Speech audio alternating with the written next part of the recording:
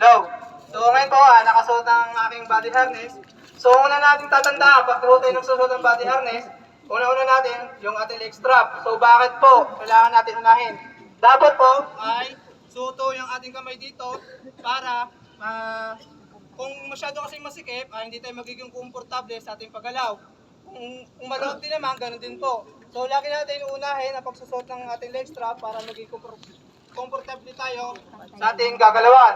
So sunod po ang ating hook.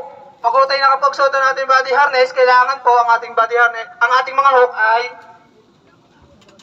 so dapat po mga kasama, pag magsusot tayo, talagay yung pupulo po natin ganito, then isasabit po natin dito. So bakit po?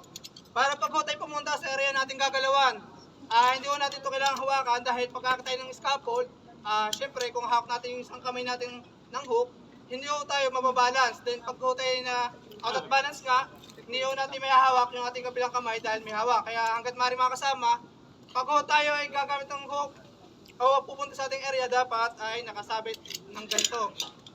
Okay? Tapos, once naman tayo nasa area na, halimbawa mag-uumpisa na po tayo ng trabaho, aakit na tayo ng ating areang gagalawan. So, unahin natin ang pagsasabit ng hook. So, ang ating hook ay dalawa. So, ang purpose po niya, kaya dalawa, once na tayo magtatrabaho, yan yung automatic, sasabit natin yan ng sabay. So, ngayon, pag naman tayo lilipat, hindi yan sabay natin naalisin. Ang isang hook, ang isang nakasabit, then kung lilipat tayo, isasabit natin para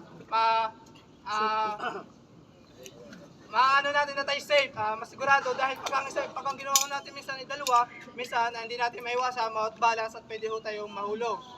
So ngayon, lagi rin natin tatandaan na kapag tayo magsusuot ng body harness, dapat po ay abot ito. So bakit kailangan abot natin itong ating D-ring na tinatawag?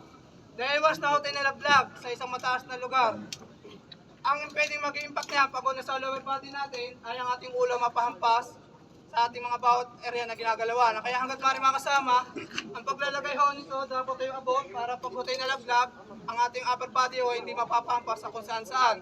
So yan po ang purpose ng D-ring. Kaya malaking bagay kung dapat po abot po natin ang ating mga D-ring. So ngayon ito po ang tinatawag nating Leonard. So ito naman kung nasa likod na ito ang tinatawag nating shock absorber. So ano ang purpose nito mga kasama? Ang purpose po nito mga kasama, once na kayo nalaglag sa napakataas na lugar at kayo may mga gamit na hawak, syempre malakas ang impact nun. Ito po ang magre-release o mag-minimize ng impact natin.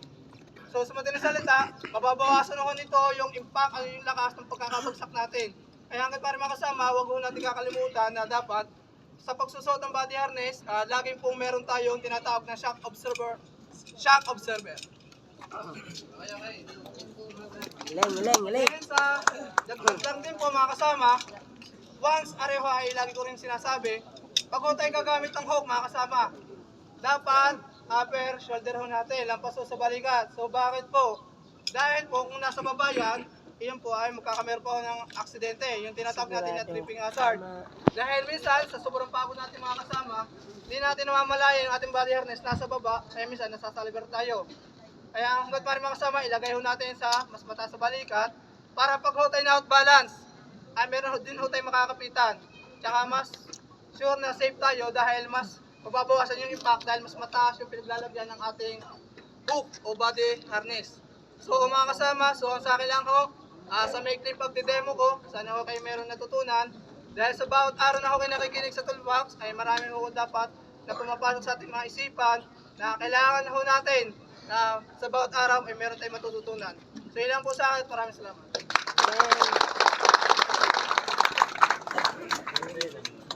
Galing.